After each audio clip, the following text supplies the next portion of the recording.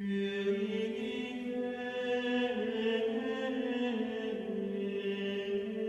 most important document in the 1200 years of Kremsmünster's history is the Cup of Tassilo, which links the foundation, the monastery, with its founder, Tassilo III, the last free Duke of Bavaria. So it is only to be expected that it is put to its most distinguished use the day of the anniversary of the death of this lord. As the Eucharistic chalice, it is raised on high by the abbot during the Requiem, thus linking again during the communion the community of monks with their founder.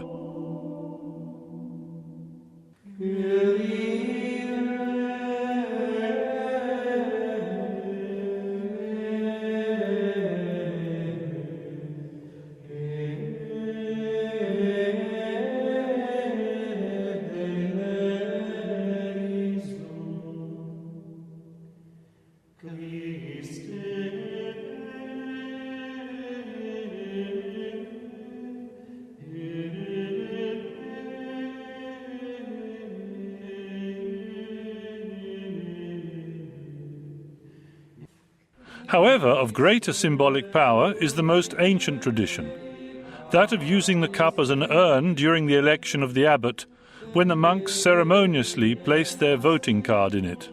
Calling it the Cup of Tassilo, as it was called earlier, might not be accepted by all.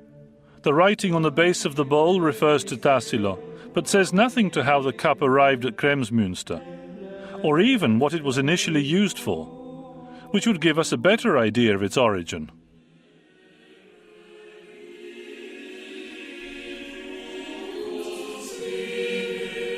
Tassilo dux fortis, et Luitpirg virga regalis. Tassilo, valorous duke, and Luitpirga of royal lineage, can be read on the base of the cup. This inscription brings together Tassilo of Bavaria and Luitpirga, the princess of the Longobards, whom the duke married in the year 765. It was a political marriage, which had the purpose of creating an alliance between Longobards and Bavaria, whose suspicious gaze was directed towards the northwest.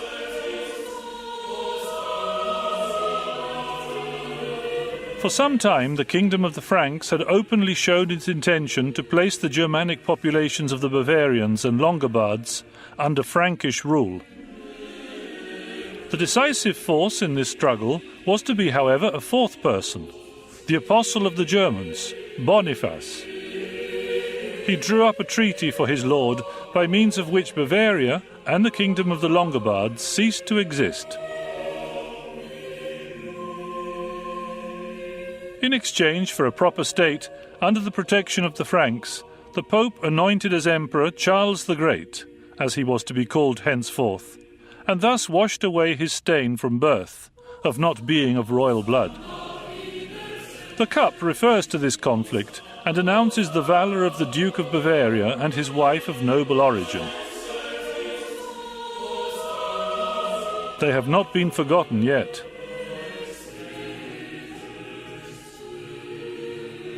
The past has been pleased to bring together on the cup the names of the Duke and his wife and the foundation of the monastery of Kremsmünster.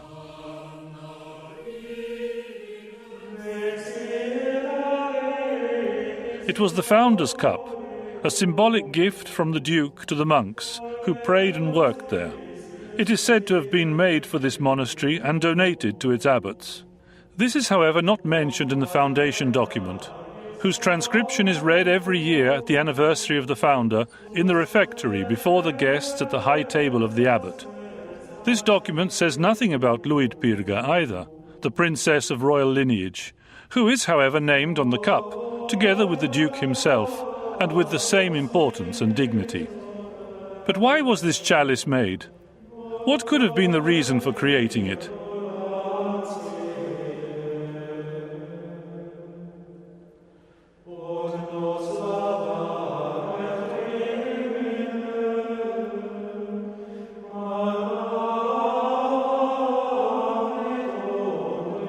Today it is supposed that the original function of the cup was as a marriage drinking glass.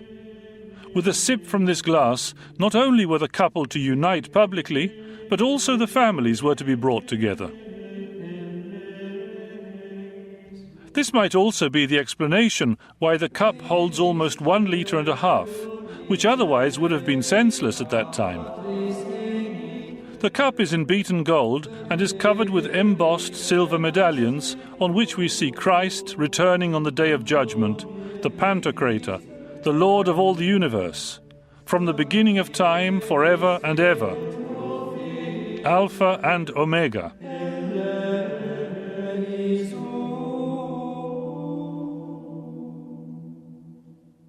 In the vision of John, he has taken his rightful place to judge the living and the dead. And in this vision there appear 4 beings before his throne, their images decorating the other medallions of the cup.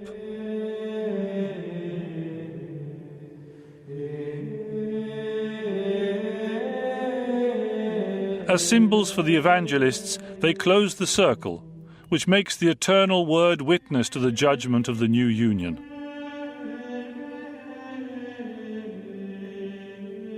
A complex system of frames with gold leaf decoration and ornamental gilded plumes and designs, engravings in niello technique covering the medallions, illustrate how important the atelier must have been that was able to create such a cup.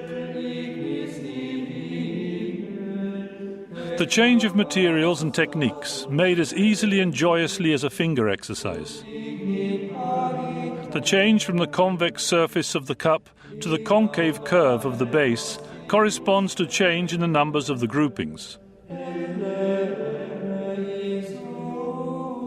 To 5 medallions on the cup correspond 4 on the base. But the intermediate node is made up of 12.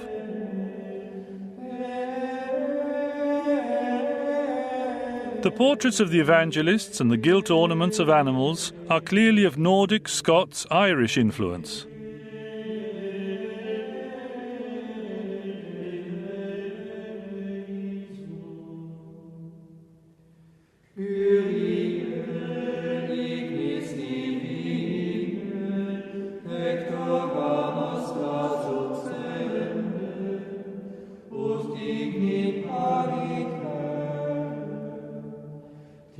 Only the upper flower ornaments, with their antique appearance, harken back to Longobarд works of the period of the reign of Tassilo.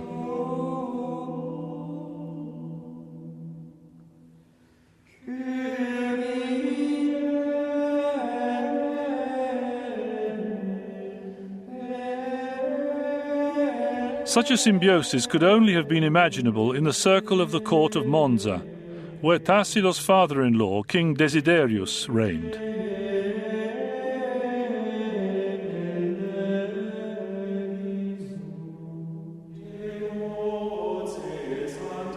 When the cup arrived at Kremsmünster remains a mystery. After the dethroning of Tassilo as Duke of Bavaria in 788, all trace of him was lost. His life imprisonment in the monastery on the orders of his cousin, the great Emperor Charles, made him disappear from view.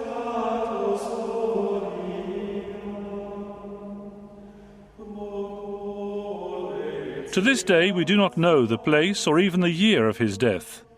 The registry of deaths of the abbey only notes 11th of December as the anniversary of his death, which every year begins with a requiem.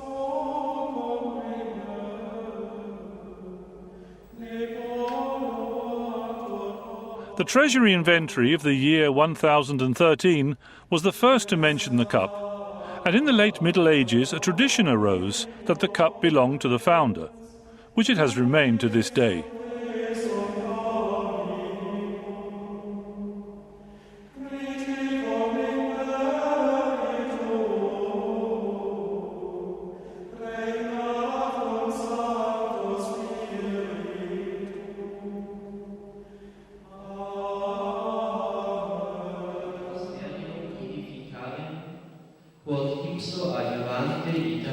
When, on the anniversary of the death of the Duke, the requiem had been sung and the guests had gathered in the refectory, the reader at table would begin the reading of the foundation letter.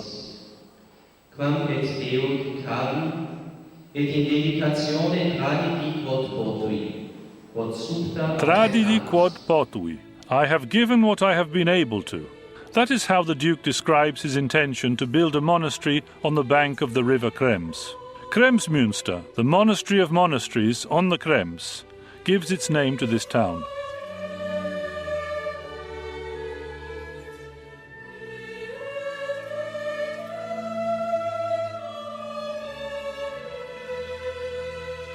The foundation document also names witnesses who were present when the Duke donated the monastery to his monks.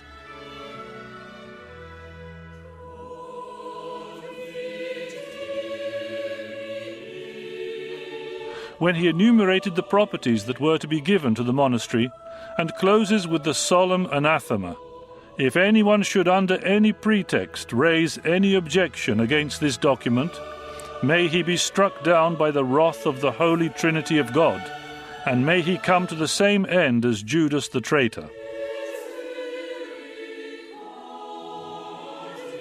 After these words, aware of being under the protection of the Saviour of the world, the abbot rose, took the cup, which was inscribed with the name of Tassilo and with the image of the Lord of the universe, and offered it to his guests for them to drink. This is how the alliance of the Duke with his foundation, and at the same time the union of the monastery with the friends of the house, is renewed every year, all united by drinking from the common cup, just as Tassilo was.